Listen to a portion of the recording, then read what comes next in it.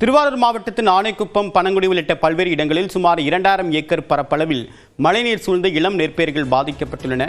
கூடுதல் தகவலுடன் நிகழ்ச்சிய செய்தியாளர் ராஜசேகர், மழைநீர் வெளியேறுவதற்கான வழிகள் ஏன் இல்லை?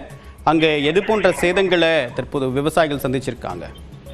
தேவப்பிரியன், தற்பொழுது திருவாரூர் மாவட்டத்தில் 1,00,000 ஏக்கர் பரப்பளவுல சம்பா நெல் சாகுபடி பணிகளில் விவசாயிகள் ஈடுபட்டு வருகிறார்கள். அந்த சம்பா சாகுபடியில 25 நாட்கள் முதல் 30 நாட்களான அந்த இளம் பயிர்கள் என்பது தொடர்ந்து பெய்து வரும் கனமழையின் காரணமாக அந்த நெல் பயிர்கள் அனைத்தும் மழை நீர்ல மூழ்கி இருக்கிறது.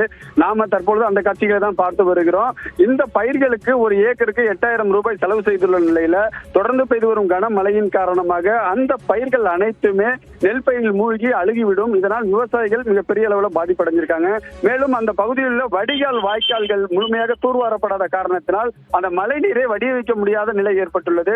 மேலும் தொடர்ந்து மழை பெய்வதற்கான வாய்ப்பு இருக்கும் எனவும் வானிலை ஆய்வு மையம் தெரிவித்திருக்கிறது. ஆகையால் விவசாயிகள் மிகப்பெரிய கவலை அடைந்திருக்கிறார்கள். மழை நீரை வடிவமைப்பதற்கான நடவடிக்கையை மாவட்ட நிர்வாகம் விரைவாக மேற்கொள்ள வேண்டும் எனவும் கோரிக்கை விடுத்திருக்கிறார்கள். தேவப்பிரியன், தகவலுக்கு நன்றி ராஜசேகர்.